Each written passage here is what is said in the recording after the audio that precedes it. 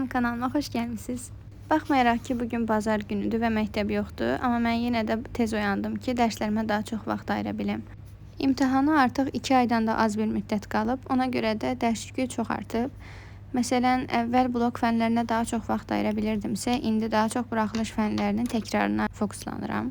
Buraxılış fənlərindən ingilis dili və Azərbaycan dilinə təkrar eləmək məqsədi ilə sürət qruplarına qoşulmuşam. Həmin qruplarla dərslərə davam eləyirəm. Birazdan planımı qrup dərsə başlayacağım. Gəlin bugünü mənimlə birlikdə səmərəli keçirdək.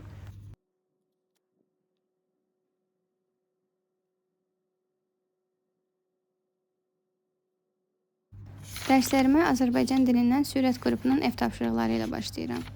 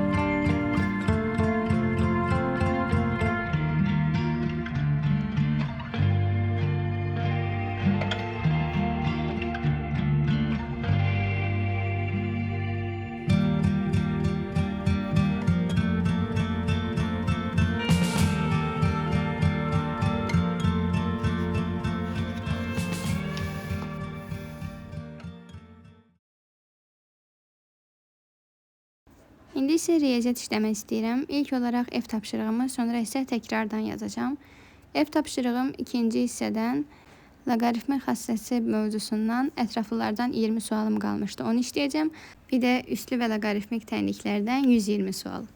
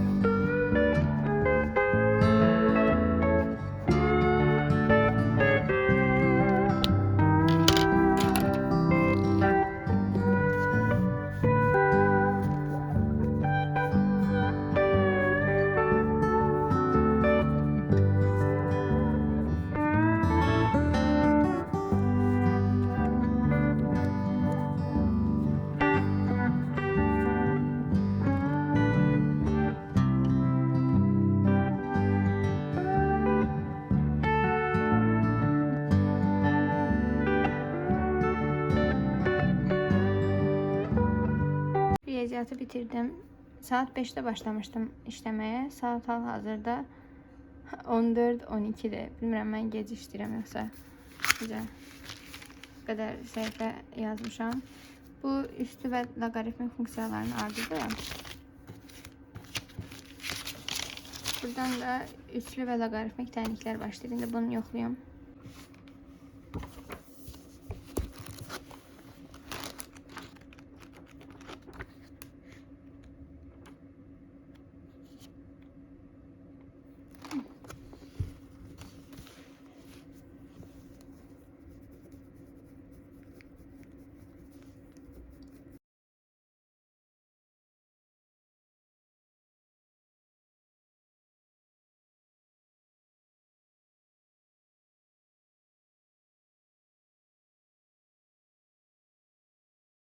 Mesela səhvim çox oluyor. Baxın bir dənə.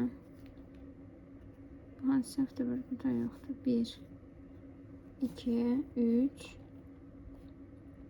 4 ve yox. Bir dəqiqə təkrar sayayım. 1, 2, 3, 4, 5, 6, 7, 8, 9 tane səhvim var. 9 səhvim boşlarda var axı, bir dənə baxın. 9 səhv qeyd edirəm burada. 1, 2, 3, 4, 5, 6, 7, 8, 9, 10 səhvlər yoxdur. 10 boş. Yəni 101 dənə sualı düz eləmişəm. Ama riyaziyyat tapşırığı bununla da bitmir. Hələ birinci hissədən bərabərsizliklər işləməliyəm. Saat 4:33'dür və yanvarın 13'üdür. Bugün məktəbə getmişdim və gəldim, bəsəgələrimizi yazdıq məktəbdə. Sonra evə gələndən sonra musiqi məktəbində ixtisas imtahanını verdim. Yaxşı keçdi imtahanım. Sadəcə biraz invensiyanın axırıncı sətrində biraz səhv elədim. Ona göre 5 çıx aldım. Ev yoxdur. Sonra burada bərabərsizlikləri bitirdim. Məktəbdə biraz işlədim. Sonra isə silsilələrə keçirəm. Silsiləni də bitirəndən sonra ingilis dili işləyəcəm. İngilis dilindən sonra da əgər vaxt qalarsa kimya işləyəcəm.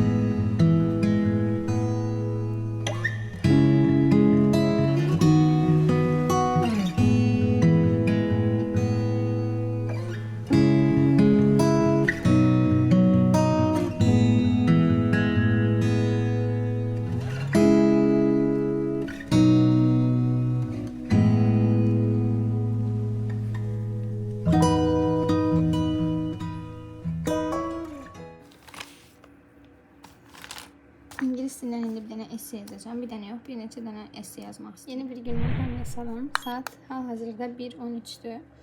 Mən bugün saat 6-da durmuşdum, biraz gec durdum.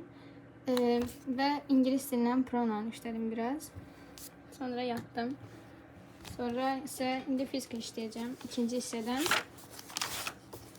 Mövzumuz sabit cərəyan qanunları idi. Ondan ilk 2 bölmə. Bu cərəyan şiddəti. Bir də Joule-Lenz qanunu. İndi dərsin qaydına bir də baxacağım. Sonra qaydanı oxuyub başlayacağım testi işləməyə. Dərsim saat hələ 6-dadır.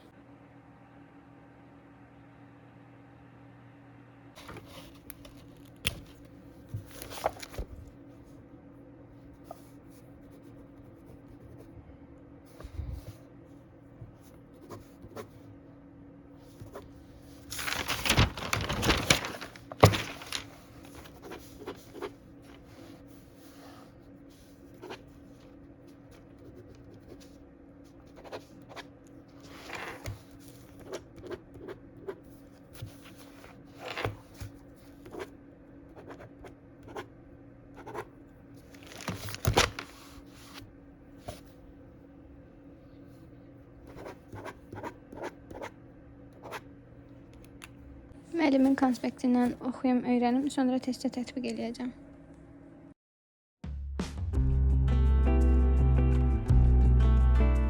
Oxudum konspektdən. Çətin şey deyilmiş. Sadəcə burada A-nın düsturunu bilirik də, A bərabərdir. A bərabər idi F-ə. Sonra burada öyrənmişdik A bərabərdir Q-ya. Bərabərdir Q-u deyil. Onu burada əvəzləyirik, Q-nü burada əvəzləyirik, tapırıq. Yəni, çətin bir şey değilmiş. Bu bölmədə işləm bura qısa qalmışdı, 37 sual.